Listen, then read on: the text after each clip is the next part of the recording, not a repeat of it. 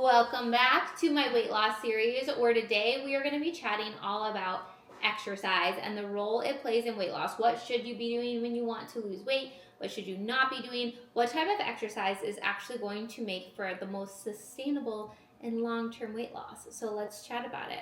The first thing I want to teach you guys is about how your body burns calories and what actually takes up the bulk of that. So I drew you a pretty little picture. Now, I'm not an artist, so this is just to get my point across.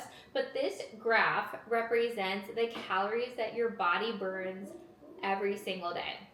And what I want you to pay attention to is this big number here is called your BMR, and this makes up, I think it's like 60 to 75% of your total calorie burn. BMR is what your body burns at rest. So this means if I were to lay in bed all day, do absolutely nothing, not exercise, not move, not even get out of bed, like not even, take a shower, just lay there all day, I would burn this many calories, which is my BMR, basal metabolic rate. This is the calories that your body needs every single day just to live and be a normal human being. So think of like your brain working, your heart pumping, your lungs being able to breathe.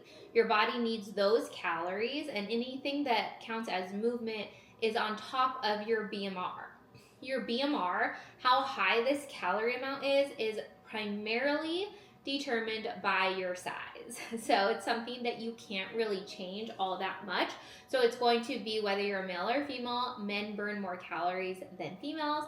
It's going to be determined by your height and weight, and a little bit by your age. So for example, my BMR is unfortunately very low. It's like 1100 calories, which is, not very high, which means I don't get to eat as much food as someone that's, say, a 6 foot tall guy. His BMR is going to be significantly higher. So first we have our BMR. Then we have these three sections that make up movement or make up calories burned through movement. So what I want you guys to get out of this and understand is how little calories we burn through exercise, how little it impacts the amount that we can move or eat every single day.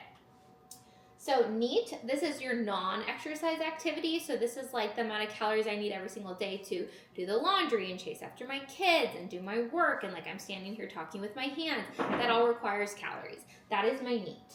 Then your thermic effect of food is represented by this little green bar. And that is how many calories your body needs to simply digest food. So in order to eat, absorb, digest, transport food, it all takes energy or calories. So that it represents that little section.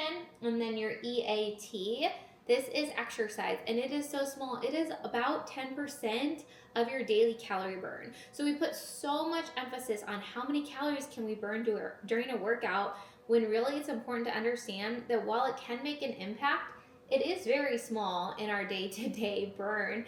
You need to remember and think about how many calories you burn as a whole, and not simply focus on the calories burned during exercise. So again, this represents the percentages. This is like 60 to 75% here, which is something you can do absolutely nothing to modify. This is just based on your body size. And then this is representative more so on things you can modify: your exercise, your movement around, how much you actually do day to day outside of exercise. That's all going to make up less than 30% or about 30%. So not super significant. So what do you need to do in order to lose weight and keep it off when it comes to exercise? So it is my approach or belief that primarily exercise should be used as a way to build and maintain muscle mass, improve strength, improve other health markers, and not as a way to just burn more calories. There was a big push with the rise of all of the fitness trackers, Apple Watches, all that counts your steps and tells you how many calories you burn every single workout you do, to really focus on that, where people put like their determination of whether or not they had a great workout on how many calories they burned during their workout. And I'm here to tell you that's not the primary thing you should be focusing on.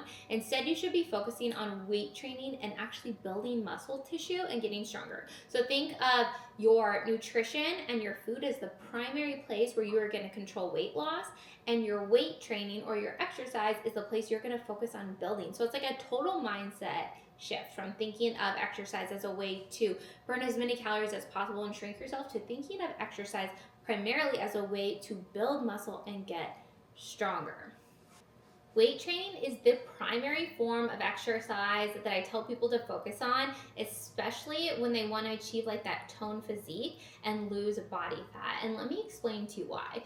Weight training is going to help you build muscle or at least maintain muscle when you are losing weight and in that calorie deficit that we talked about on the first episode.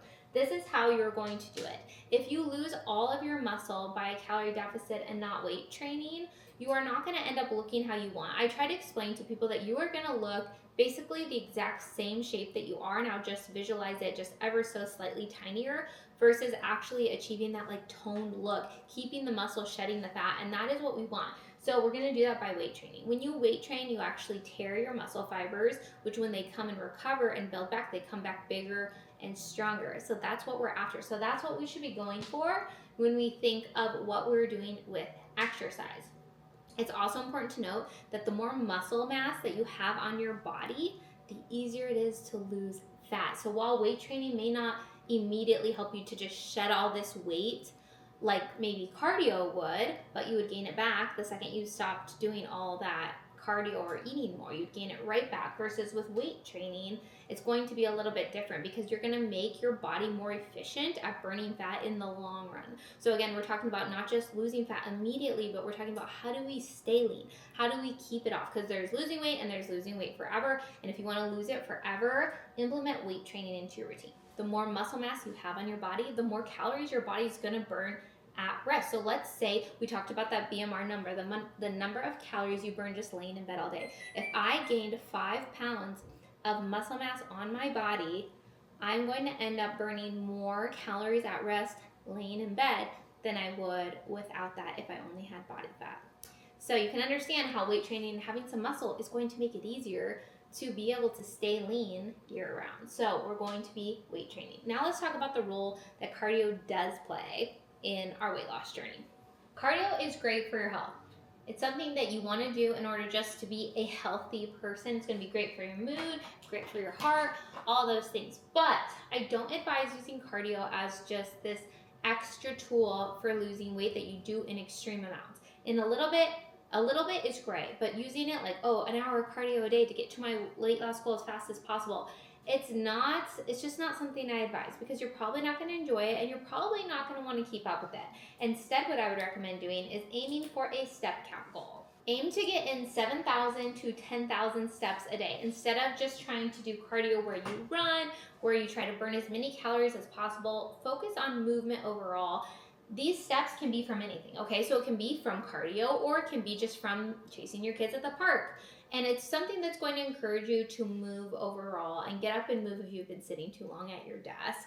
You could break this up into 3 short walks throughout the day for 10 minutes. You could do this with your kids, like I said, going on a walk with them. You could actually do a cardio session at the gym. It doesn't really matter. All steps count, and so what's important is just moving your body this much. Why I like this as opposed to like running or intense cardio sessions is because this is something that is easier to fit in anytime throughout the day. You don't even have to go to the gym to do it. You could break it up throughout the day, and it focuses on moving your body more as a whole versus just some short spurt of cardio that you do every day or a few times a week or whatever it may be. This is something that I want you to think of as including in your lifestyle forever. So this is not just something we do when we want to lose weight. This is something we do all the time, forever, and as we age. And this is going to help you not only lose body fat now, but keep it off forever, because this is just going to be a habit. It's going to be a lifestyle. You're going to start to feel better when you're moving more. Okay, real quick, I want to talk to you about what I would do if I were a beginner wanting to get into weight training. Weight training does not have to be done at the gym. Okay, you can do this at home. You can do this anywhere. All you need is a set of dumbbells. Now, if you're going to get to the gym, obviously you're going to have the ability to progress more and you're going to have a lot more equipment available to you. So yeah, it's better, but it's best that you find out what you can stick to and you do that. So if it's at home, that's great. Just be consistent. If I were just starting my weight training journey, I would start with 3 or 4 days a week. You're absolutely going to see results on that. And what's more important than getting there 5 times or 6 times a week is that you pick something that you're going to stick with. Because again, we're talking about what can we sustain. I don't want you to think of exercise as something you only do when you're trying to lose weight. That is going to keep you on this yo-yo cycle that you're on, right? Where you lose it and you gain it back every year. And you're always frustrated. And yet you find yourself a little bit heavier year by year. Instead, you are going to implement this into your routine and you're going to do it all the time. So that is what to do with exercise. If you need a program, we can get you one in my Thrive membership. But my point is just do something with weight training. It is going to give you so many benefits. And use cardio as something you do for your overall health, and you focus on steps over cardio sessions. Prioritize those weights, and you'll be amazed at your long-term results. I hope this was helpful. I will see you next time.